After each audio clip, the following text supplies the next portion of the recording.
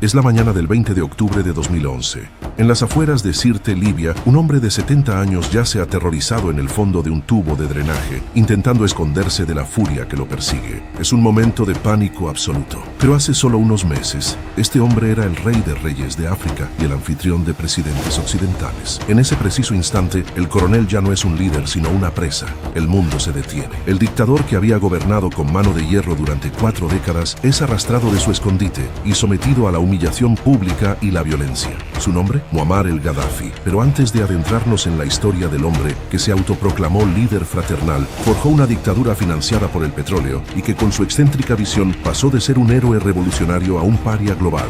No olvides suscribirte al canal y cuéntanos en los comentarios. ¿Fue Gaddafi únicamente un dictador excéntrico y maníaco o un estratega panafricanista que con su tercera teoría universal desafió las reglas del poder mundial hasta su violenta caída? Acompáñame a adentrarnos en los orígenes de la figura que, desde una tienda beduina, construyó un imperio de petróleo y paranoia. La historia de Muammar Gaddafi, y por extensión la de la Libia moderna, comienza en la profunda arena del desierto. Nació en la primavera de 1942, aunque la fecha exacta es tan elusiva como su personalidad, en una humilde tienda beduina cerca de Sirte, en la región de Tripolitania. Gaddafi despreciaba profundamente la corrupción y la decadencia que asociaba con la vida urbana de Trípoli y Bengasi, y más aún con la influencia occidental que había corrompido, a sus ojos, a los líderes costeros. La primera conciencia política de Gaddafi se forjó no en las aulas, sino a través de las historias de su familia. Creció escuchando el eco de la larga y brutal lucha de su pueblo contra la ocupación italiana. Su abuelo había muerto en combate contra los invasores y su padre y tío habían pasado tiempo como prisioneros. Estas narraciones cimentaron en el joven Muammar una ferviente, casi visceral, aversión al colonialismo y al imperialismo europeo. Cuando finalmente ingresó a la escuela, su origen beduino lo convirtió en objeto de burla para los estudiantes de la ciudad. Esto no lo desanimó, por el contrario, reforzó su sentido de ser un extraño, un purista, destinado a purgar las impurezas de la nación. Pero el verdadero catalizador ideológico llegó a través de las ondas de radio. A principios de la década de 1950, la voz que resonaba en las tiendas del desierto y en los cafés del norte de África era la del carismático líder egipcio, el coronel Gamal Abdel Nasser. La revolución egipcia de 1952, que derrocó a una monarquía corrupta y títere de Occidente, fue para Gaddafi una revelación. Él y su generación se obsesionaron con los discursos de Nasser, que promovían el panarabismo, la unidad de todas las naciones árabes y un modelo de socialismo árabe que prometía devolver la dignidad y la riqueza a las masas. Para Gaddafi, que entonces tenía unos 13 años, Nasser no era solo un político, era el profeta que había encontrado el camino para que el mundo árabe se liberara de la humillación. Gaddafi y sus compañeros en la escuela de Saba formaron en 1956 la primera célula clandestina de su futuro movimiento, con el doble propósito de emular el programa de Nasser y a largo plazo derrocar a su propio rey. El régimen que Gaddafi y sus cofrades despreciaban era el reino de Libia, gobernado por el anciano rey Idris I, el líder de la orden religiosa Sanusi. Libia había sido una nación artificial, creada y ensamblada por la ONU en 1951 a partir de las 3 antiguas provincias otomanas, Tripolitania, Cirenaica y Fezzan. Era un estado federal, vasto y desértico, que en su nacimiento era uno de los países más pobres y subdesarrollados del mundo. Al principio de su reinado, Libia apenas contaba con 16 graduados universitarios, 3 abogados y ningún médico o ingeniero nativo. El rey Idris I, un hombre de piedad tradicional y modales sobrios, mantuvo una monarquía constitucional que, en la práctica, estaba completamente dependiente de las potencias occidentales, en particular de Gran Bretaña y Estados Unidos, que a cambio de ayuda económica mantenían importantes bases militares en suelo libio. Este acuerdo era, para Gaddafi, la máxima traición a la soberanía. Sin embargo, el destino de Libia y el de Gaddafi se alteraron irreversiblemente a finales de la década de 1950 con el descubrimiento de vastos yacimientos de petróleo. El oro negro transformó instantáneamente a la empobrecida nación en una de las reservas de hidrocarburos más ricas del mundo. La riqueza comenzó a fluir, pero no hacia las masas. En palabras del propio rey Idris I,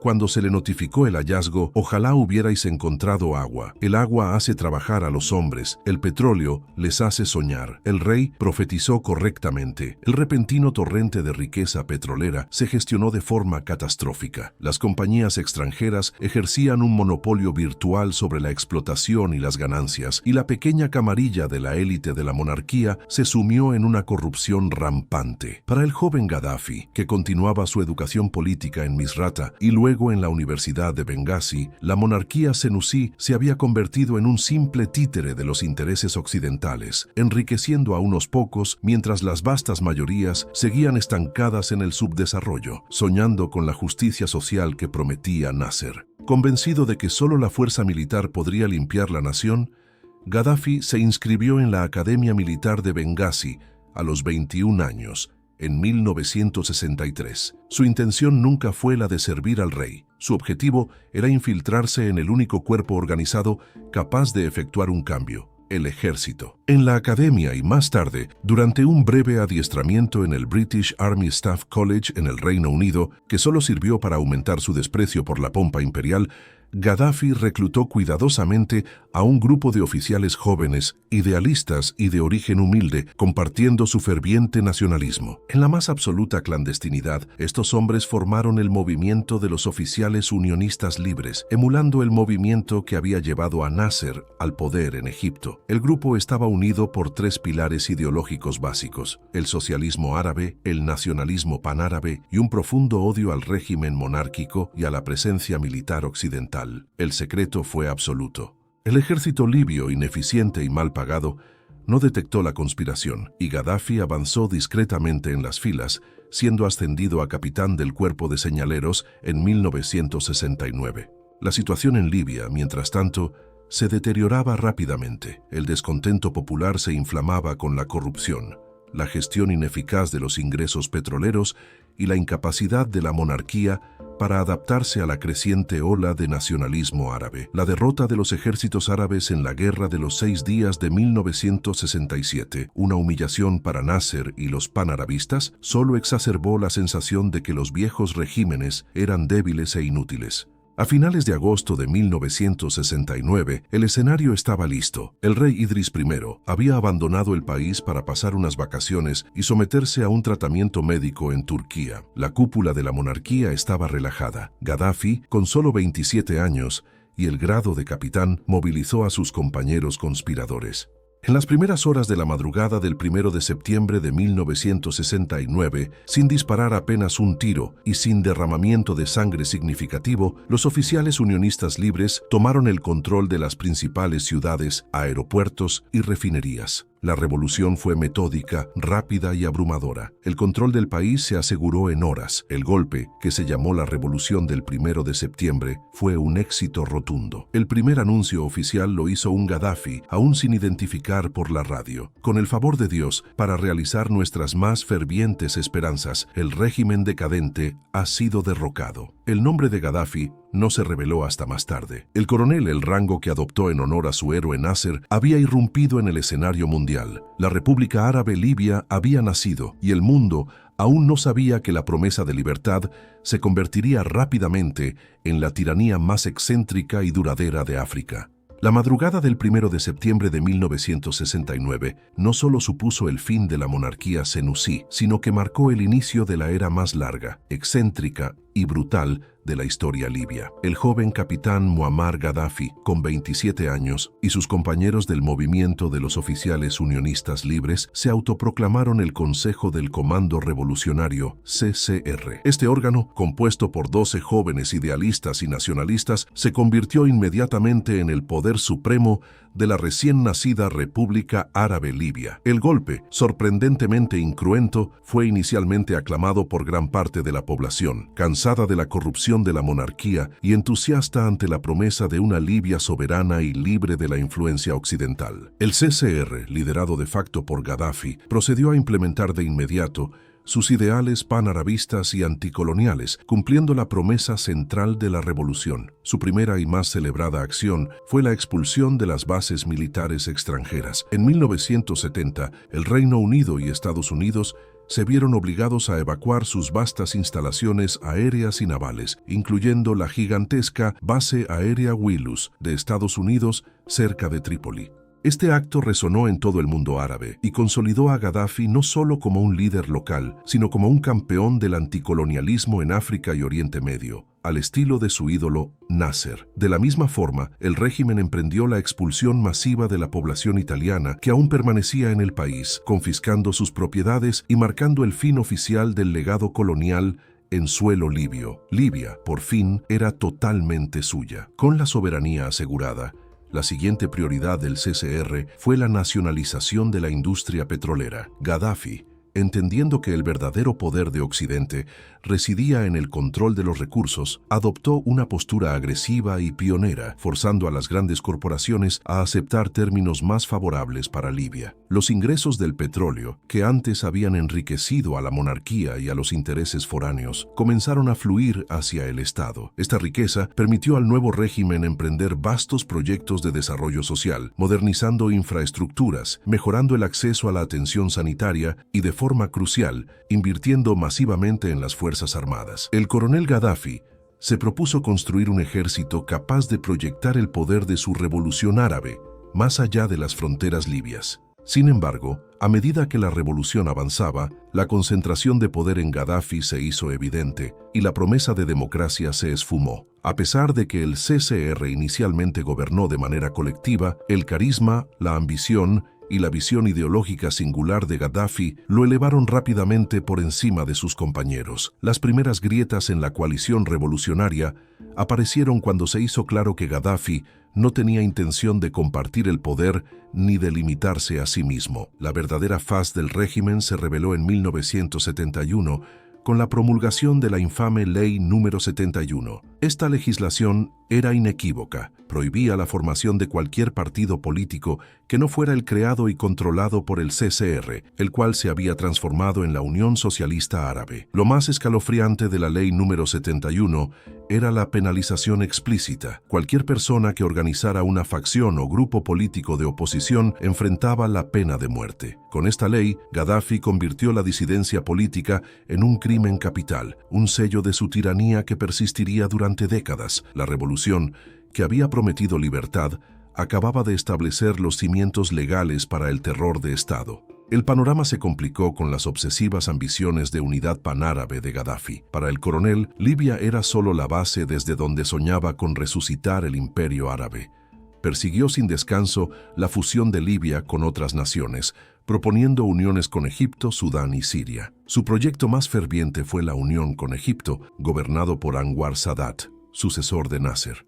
Gaddafi veía esta unión como la llave para la resurrección del nacionalismo árabe. Sin embargo, Sadat, más pragmático, percibía a Gaddafi como un socio volátil y peligroso. La frustración por estos fracasos y el lento avance de sus ideales panárabes llevaron a Gaddafi a una de las primeras y más reveladoras demostraciones de su teatralidad política y egocentrismo.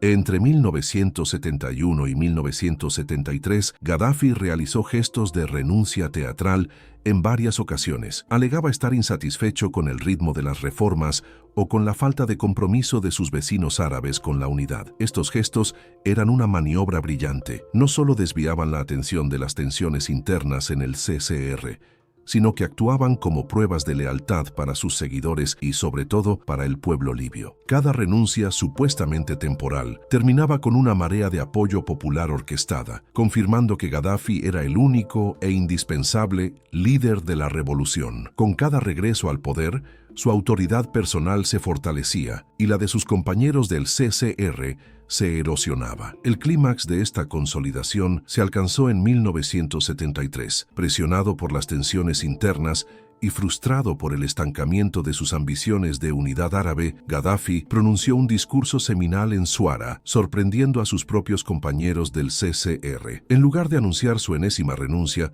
declaró el inicio de una revolución cultural o revolución popular. Este anuncio fue, en esencia, un golpe de Estado dentro del golpe de Estado original.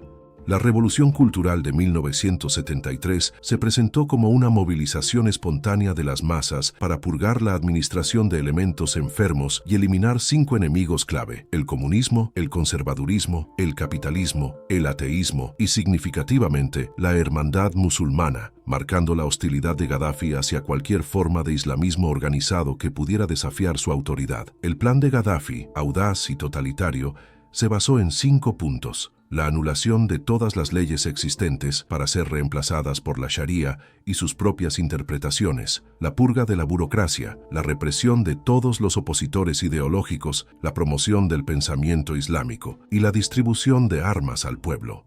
El coronel usó esta revolución para movilizar comités populares en cada aldea, distrito y lugar de trabajo. Estos comités, que supuestamente encarnaban la democracia directa y el poder del pueblo, rápidamente se convirtieron en milicias leales a Gaddafi, actuando como ojos, oídos y brazo ejecutor del líder.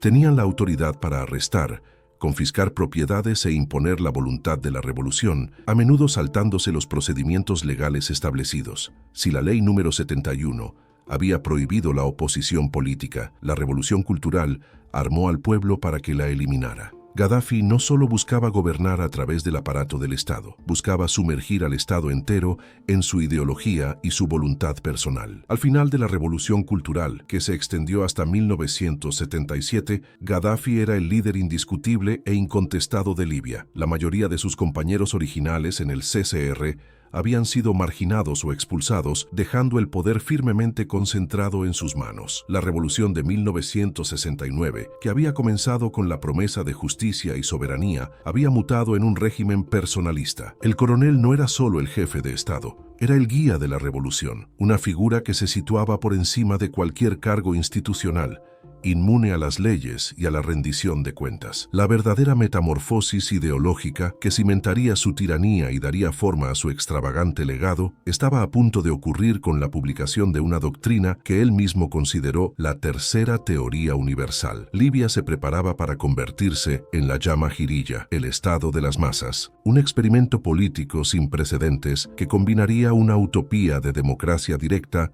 con la más absoluta de las dictaduras personales, todo bajo el manto de un libro de tapas verdes.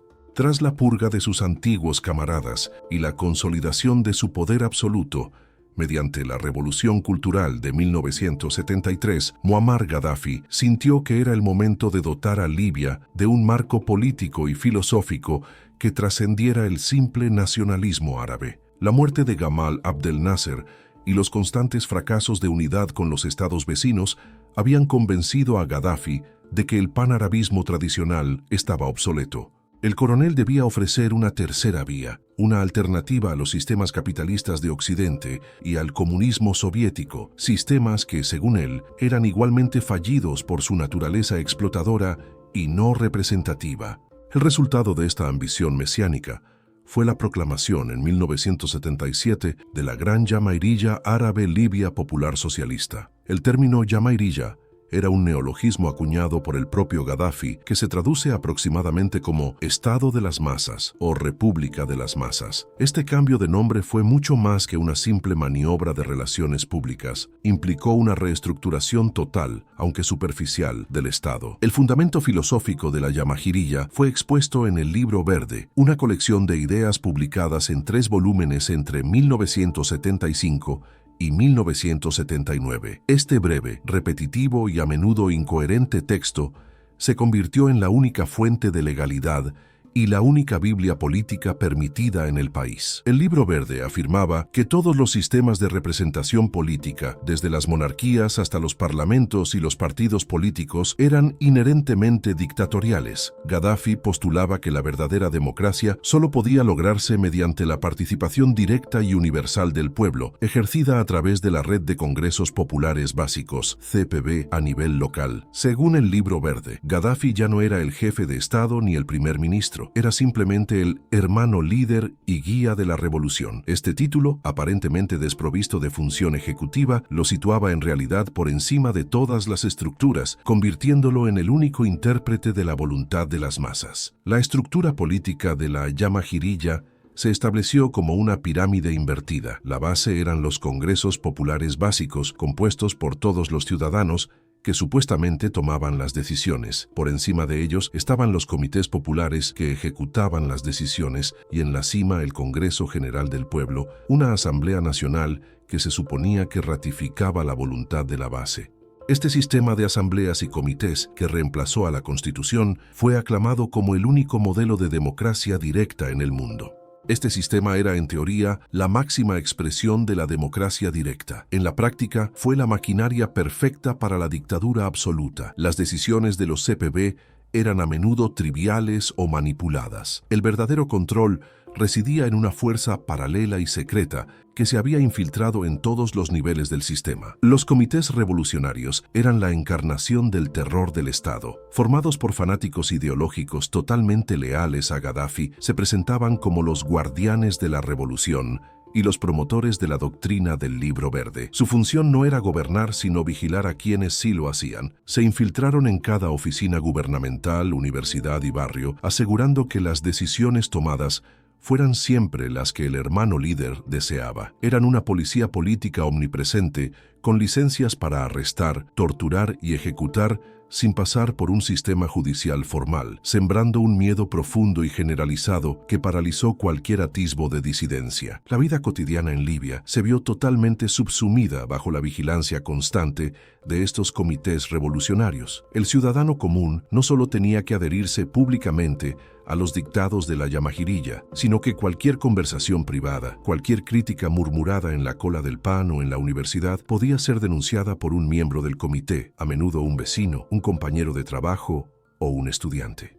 La lealtad al Estado se convirtió en la única moneda de supervivencia y la desconfianza mutua se instaló como el principio organizador de la sociedad. Los comités revolucionarios purgaron las universidades de profesores considerados contrarrevolucionarios y las calles de artistas, escritores y periodistas que se atrevieron a cuestionar la tercera teoría universal, asegurando que solo el pensamiento de Gaddafi llenara el espacio público. El castigo a la oposición no era solo físico, sino público y performativo. El hito infame fue el 7 de abril, conocido como el Día del Estudiante. A partir de mediados de los años 70, Gaddafi utilizó las plazas públicas y de forma aún más escalofriante, las universidades, para llevar a cabo ahorcamientos masivos de supuestos disidentes, a menudo estudiantes o intelectuales, a la vista de la multitud. Estas ejecuciones eran frecuentemente filmadas y transmitidas en la televisión nacional como una advertencia macabra. El mensaje era claro y escalofriante. La desobediencia ideológica o la crítica al hermano líder eran castigadas no solo con la muerte, sino con la humillación pública y la destrucción de la dignidad del individuo y su familia. Al obligar a la población a presenciar y a veces a participar en el linchamiento moral de sus vecinos, Gaddafi hizo que el miedo no solo fuera impuesto, sino internalizado, rompiendo los lazos de la cohesión social. La tercera teoría universal también tenía profundas implicaciones económicas, que a la larga resultaron desastrosas. El segundo tomo del Libro Verde abordaba el problema de la economía e introducía una forma radical de socialismo árabe, el principio de socios no asalariados. Gaddafi abolió el trabajo asalariado y proclamó que los trabajadores debían convertirse en socios y propietarios de la producción. Este decreto buscaba eliminar la explotación capitalista y la burocracia comunista, pero en realidad desmanteló el sistema económico existente. El Estado confiscó viviendas de alquiler, nacionalizó la banca y el comercio minorista. Los pequeños comerciantes se vieron obligados a trabajar para cooperativas controladas por el Estado o por los comités revolucionarios. Esta política provocó un éxodo masivo de profesionales cualificados y un estancamiento en todos los sectores no petroleros. A pesar de las vastas reservas de petróleo que daban a Libia el PIB per cápita más alto de África, la mala gestión, la corrupción endémica de la élite en torno a Gaddafi y la destrucción del sistema de incentivos causaron un colapso en la producción y la eficiencia. Las tiendas minoristas quedaron vacías, la burocracia se disparó y el sector agrícola, ya débil, se deterioró aún más. Los petrodólares, en lugar de ser utilizados para crear una base económica diversificada, se dedicaron a financiar los delirios de grandeza del coronel, ya sea a través de costosos proyectos de infraestructura megalómanos o, más peligrosamente, a través de la financiación de conflictos externos y movimientos subversivos a nivel global. El Gran Río Artificial, hecho por el hombre, se erigió como el mayor y más audaz de los proyectos del régimen, la octava maravilla del mundo, según la propaganda oficial de Gaddafi. Este inmenso proyecto de ingeniería civil involucró la creación de una red de acueductos subterráneos y tuberías de más de 4.000 kilómetros de longitud, diseñada para extraer agua fósil del vasto sistema acuífero de piedra arenisca de Nubia, bajo el desierto del Sáhara, y transportarla a las ciudades costeras densamente pobladas del norte, como Trípoli y Bengasi.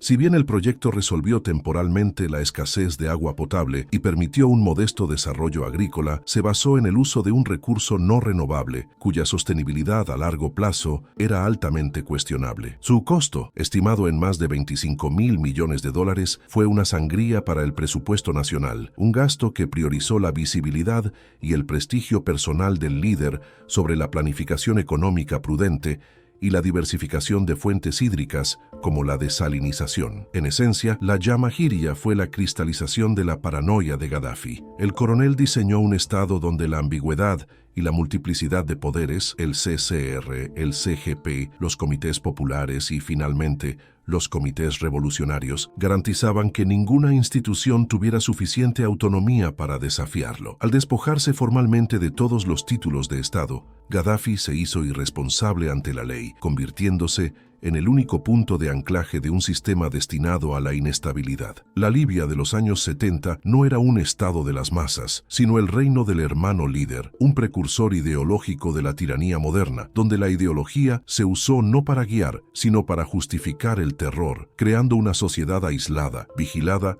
y totalmente dependiente de los caprichos de un solo hombre.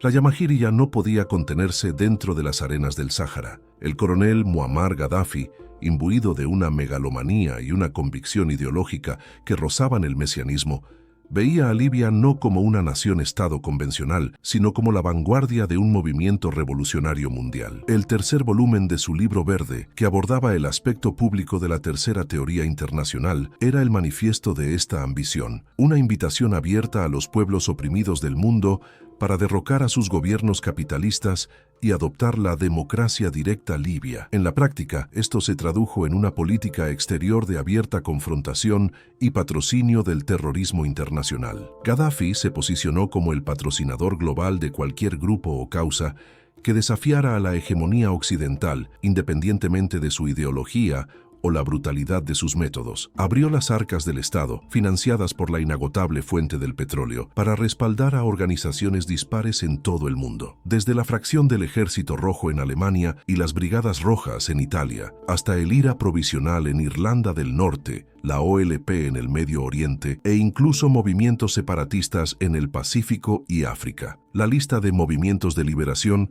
que recibieron armas, entrenamiento y dinero libio era un mosaico caótico, cuya única coherencia era su objetivo común: desestabilizar el statu quo occidental. Libia se convirtió en el principal centro de formación de cuadros extremistas a nivel global, un auténtico campamento de entrenamiento para la subversión, con campos dispersos por el desierto que acogían a miles de militantes extranjeros. Esta política llevó al régimen libio a una escalada de incidentes internacionales. Uno de los puntos de inflexión fue el secuestro del crucero italiano Achille Lauro en octubre de 1985 por la facción palestina del Frente de Liberación de Palestina, FLP, financiada por Libia. El secuestro y el brutal asesinato de un ciudadano estadounidense en silla de ruedas, Leon Klinghoffer, despertaron la indignación internacional. Aunque Gaddafi negó una implicación directa, la conexión con las facciones palestinas que él apoyaba era innegable. El incidente puso a Libia en la mira de Estados Unidos como un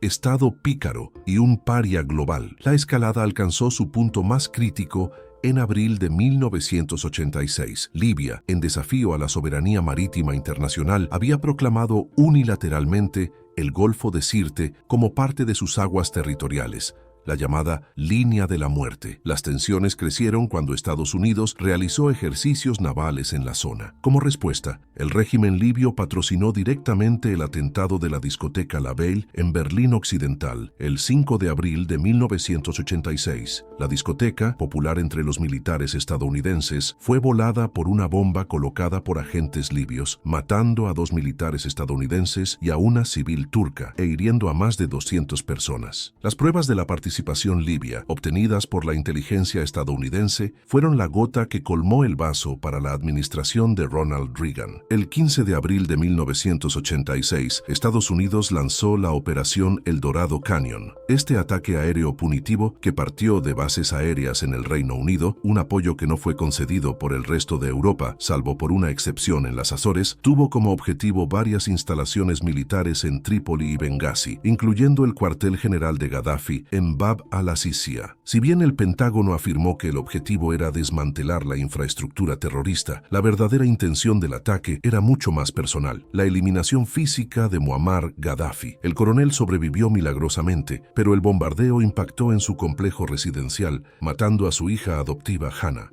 El bombardeo fue un golpe personal y una humillación pública para Gaddafi, que reforzó su narrativa interna de ser el líder inquebrantable que resistía el imperialismo sionista cruzado. Sin embargo, también lo obligó a replegarse temporalmente en lo que respecta a su beligerancia más abierta, mientras que en secreto preparaba su venganza. 2 años después, el 21 de diciembre de 1988, Libia ejecutó su acto de terrorismo de Estado más mortífero, el atentado contra el vuelo 103 de Pan Am sobre Lockerbie, Escocia. Una bomba detonó a bordo del Boeing 747, causando la muerte de las 259 personas a bordo y 11 más en tierra.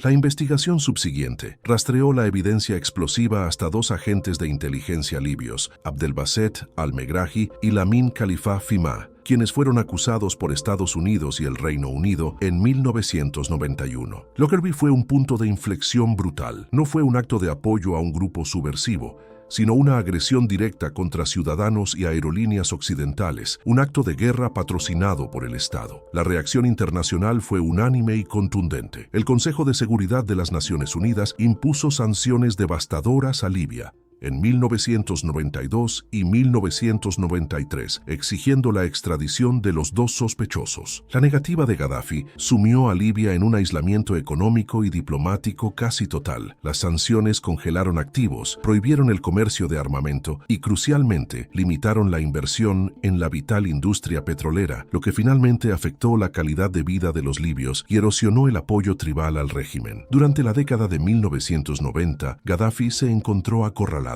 El colapso de la Unión Soviética, su antiguo aliado y proveedor de armas, le había quitado un apoyo estratégico vital. El socialismo árabe que había predicado se había demostrado como un fracaso económico, y el cerco internacional amenazaba con paralizar el país. Este aislamiento forzó un cambio gradual, aunque pragmático, en la política exterior libia. El coronel, el autoproclamado revolucionario, se vio obligado a entrar en una lenta y humillante negociación con los mismos imperialistas a los que había jurado destruir. La rendición simbólica comenzó a finales de la década. En 1999, bajo la mediación de Nelson Mandela y la ONU, Gaddafi aceptó entregar a los 2 sospechosos de Lockerbie para que fueran juzgados en un tribunal escocés en territorio neutral, Países Bajos. Este gesto permitió el levantamiento parcial de las sanciones de la ONU, lo que fue un respiro económico. Sin embargo, la rehabilitación completa exigía más. Tras los ataques del 11 de septiembre de 2001, Gaddafi vio una oportunidad única. El nuevo enemigo global de Occidente ya no era el terrorismo de Estado patrocinado por regímenes, sino el terrorismo yihadista de Al-Qaeda, un enemigo al que el propio Gaddafi había perseguido internamente. El coronel, con una visión oportunista e inigualable, se apresuró a condenar los ataques y ofreció cooperación total a los servicios de inteligencia estadounidenses y europeos. Este giro radical culminó en 2003, cuando Libia anunció que renunciaba a sus programas de armas de destrucción masiva, incluyendo armas químicas y un incipiente programa nuclear, y que aceptaba inspecciones internacionales. Simbólicamente, Libia también asumió la responsabilidad general por el atentado de Lockerbie, aunque no la culpabilidad directa de Gaddafi, y acordó pagar miles de millones de dólares en compensación a las familias de las víctimas de Lockerbie y del atentado de La Belle. Este fue el precio de la superación supervivencia. Gaddafi, el archienemigo, se había transformado en un socio táctico de Occidente en la guerra contra el terrorismo. Este pragmatismo, sin embargo, fue interpretado por muchos de sus antiguos aliados como una traición y sembró las semillas del descontento en los sectores más ideologizados de su régimen. Al mismo tiempo, el levantamiento de las sanciones abrió nuevamente la puerta a las empresas petroleras occidentales, inyectando miles de millones de dólares que no se tradujeron en un desarrollo democrático o social significativo, sino que sirvieron principalmente para enriquecer a la familia y al círculo más íntimo del hermano líder, preparando la escena para la inminente explosión social. La década posterior al acuerdo de 2003 con las potencias occidentales, en la que Libia renunció a sus programas de armas de destrucción masiva a cambio del levantamiento de las sanciones, debía haber marcado el inicio de una era de prosperidad y estabilidad. Muammar Gaddafi había ganado un respiro, un salvavidas económico y diplomático que le inyectó miles de millones de petrodólares a través de la reapertura a las empresas energéticas extranjeras. Sin embargo, en lugar de utilizar esta inmensa riqueza para diversificar la economía, construir instituciones sólidas o al menos mejorar las infraestructuras de la nación, el régimen se hundió en un abismo de corrupción cleptocrática y favoritismo familiar, sentando las bases de su propia destrucción. La Jamahiriya, el autoproclamado Estado de las masas, se había transformado en un sistema feudal moderno, donde la riqueza de la nación era tratada como propiedad personal del coronel y distribuida entre sus hijos y su círculo íntimo. El poder no residía en los congresos populares, sino en las manos de una dinastía informal cuyos miembros actuaban como verdaderos señores de la guerra económicos, cada uno controlando un lucrativo segmento de la economía libia. Mu'tasim Gaddafi, por ejemplo, era una figura de creciente influencia, director del Consejo de Seguridad Nacional. Se rumoreaba que Mu'tasim controlaba personalmente vastas porciones de las finanzas estatales, compitiendo activamente con otros hermanos por el acceso y el favor del líder, creando una intriga palaciega que paralizaba la administración. Este hijo, con ambiciones militares, veía el Estado como un botín personal y una herramienta para asegurar su eventual sucesión. Otro hijo, Hannibal Gaddafi, era una fuente constante de humillación internacional. Su comportamiento errático y violento, frecuentemente exhibido en capitales europeas, culminó en un grave incidente en Ginebra en 2008. Tras ser arrestado por maltratar a su personal doméstico, el líder libio escaló la disputa hasta el nivel de una crisis diplomática de proporciones absurdas. En respuesta, Gaddafi arrestó a ciudadanos suizos, retiró fondos de bancos suizos y en un gesto de delirio extremo llamó a la disolución de Suiza y la partición de sus territorios entre sus vecinos. Saadi Gaddafi dilapidaba la fortuna familiar en una fracasada y ridícula carrera como futbolista profesional y se dedicaba a negocios turbios en el sector de la construcción y el turismo. Aisha Gaddafi, la única hija, una abogada con gran visibilidad, utilizaba su perfil público para lavar la imagen del régimen ante los medios internacionales, mientras participaba activamente en las intrigas del poder. Sin embargo, la figura más pública y, paradójicamente, el rostro de la modernización era Saif al-Islam Gaddafi. Con un doctorado obtenido en la London School of Economics, Saif se presentó ante las capitales occidentales como el reformista pragmático, la cara civilizada de un régimen autoritario. Él argumentaba que el tiempo de la revolución de su padre había terminado y que Libia necesitaba una transición gradual hacia una monarquía constitucional o al menos una democracia controlada. A pesar de estas promesas de apertura, Saif al-Islam seguía siendo un pilar fundamental del sistema represivo. Las reformas que promovía eran superficiales, destinadas a impresionar a Occidente y a asegurar la transferencia ordenada del poder a una nueva generación de la familia. Al igual que sus hermanos, Saif amasó una fortuna colosal y la tan cacareada apertura se redujo a un velo delgado sobre la misma cleptocracia brutal. Esta profunda y visible corrupción generó un resentimiento hirviente en la población, especialmente entre la juventud, que enfrentaba un desempleo crónico a pesar de las ingentes riquezas petroleras. La ideología del Libro Verde se había desmoronado por completo. El pueblo libio era testigo de cómo su futuro se esfumaba en los bolsillos y las cuentas bancarias de la familia gobernante. El golpe de gracia al régimen no vino de las potencias extranjeras, sino de un fenómeno regional imparable. En diciembre de 2010, la autoinmolación de Mohamed Bouazizi, un vendedor ambulante acosado por la corrupción en Túnez, encendió la mecha de la primavera árabe. La rápida caída del dictador tunecino Zine el Abidine Ben Ali, seguida por el derrocamiento de Hosni Mubarak en Egipto en febrero de 2011, demostró a los pueblos árabes que incluso los regímenes más arraigados y represivos podían caer.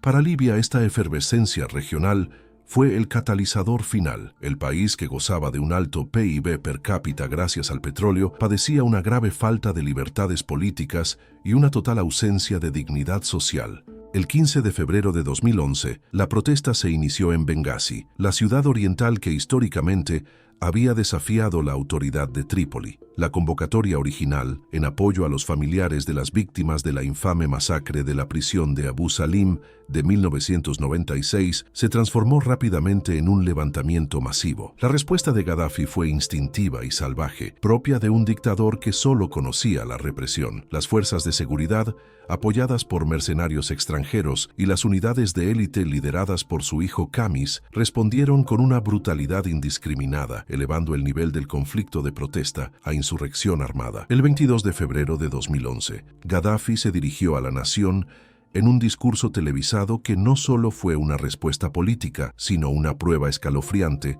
de su desequilibrio mental y su desconexión con la realidad. Con una voz temblorosa y gestos erráticos, el líder se negó a dimitir, jurando que purificaría Libia de los manifestantes, a quienes degradó llamándolos ratas, drogadictos y agentes externos. Su promesa más ominosa fue que sus fuerzas los perseguirían casa por casa, calle por calle, carril por carril. Una retórica que no buscaba la reconciliación, sino la aniquilación total de la disidencia.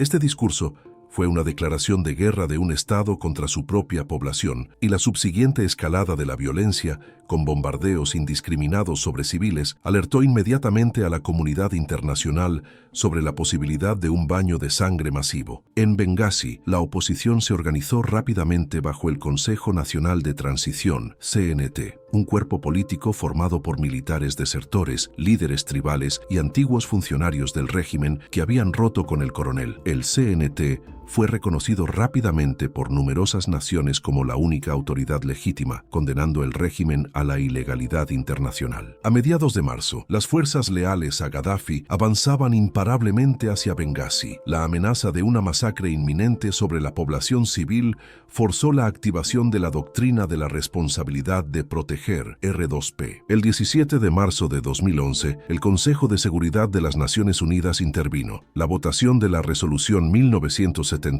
fue un momento crucial. El texto hacía referencia a la gravedad de las violaciones sistemáticas de los derechos humanos y condenaba el uso de mercenarios, exigiendo un cese del fuego inmediato. Lo más importante de la resolución, que se aprobó gracias a la abstención de Rusia y China, fue que autorizaba el establecimiento de una zona de exclusión aérea para evitar que la aviación de Gaddafi bombardeara a la población civil y el uso de todas las medidas necesarias, excluyendo una fuerza de ocupación terrestre para proteger a los civiles. Esta resolución dio luz verde a la intervención militar internacional. 2 días después, una coalición inicialmente liderada por Francia, el Reino Unido y Estados Unidos, más tarde transferida al comando de la OTAN, lanzó ataques aéreos. El objetivo de la misión era supuestamente humanitario y defensivo, detener la capacidad del régimen para masacrar civiles, un objetivo que se cumplió al desmantelar la capacidad aérea y blindada de las fuerzas de Gaddafi. Sin embargo, la operación fue mucho más allá del mandato de proteger civiles. El apoyo aéreo constante permitió a los rebeldes del CNT avanzar y cambiar el curso de la guerra, transformando una operación de protección en una misión de cambio de régimen. La guerra civil se prolongó, pero la caída de Trípoli a finales de agosto de 2011, gracias a la combinación de la insurgencia terrestre y el apoyo aéreo de la OTAN, fue el golpe de gracia. Muammar Gaddafi se vio reducido a la condición de fugitivo, abandonado por sus aliados. Sin dinero ni ejército que pudiera detener el avance rebelde, se refugió en su ciudad natal, Sirte. El 20 de octubre de 2011, el fugitivo Muammar Gaddafi fue capturado por milicianos rebeldes en Sirte, escondido en una alcantarilla. Su captura y brutal linchamiento, filmado y difundido inmediatamente por todo el mundo, marcó el final no solo de un dictador, sino de la gran Jamahiriya. El coronel que había regido Libia durante 42 años murió en la ignominia, arrastrado por las mismas masas a las que había intentado gobernar. Su legado fue una nación rota, marcada por el terror, la corrupción y, tras su muerte, el caos de las milicias y la guerra civil que todavía persisten. El final violento de Gaddafi no trajo la paz a Libia. Su dictadura, aunque brutal, había mantenido unida a una nación artificialmente compuesta por profundas divisiones tribales y regionales.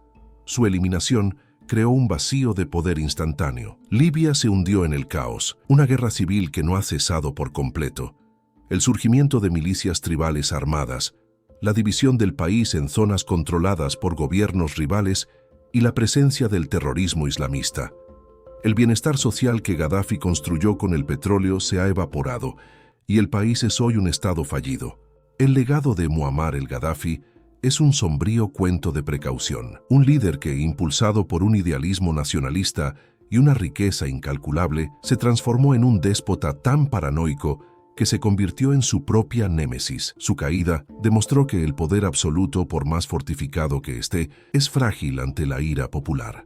Pero su ausencia demostró que, a veces, la tiranía, por terrible que sea, es la única fuerza que puede contener las fuerzas destructivas del tribalismo. La historia nos obliga a plantear una reflexión crucial. ¿Fue Gaddafi únicamente un dictador excéntrico y maníaco, o un estratega panafricanista que, con su tercera teoría universal, desafió las reglas del poder mundial hasta su violenta caída? Pero antes de darnos tu opinión, si esta historia te dejó pensando en cómo los tiranos caen y las naciones se desmoronan, y te apasionan las biografías que revelan la verdad detrás de las leyendas, no olvides suscribirte a este canal y activar la campanita. Nos vemos en la próxima historia.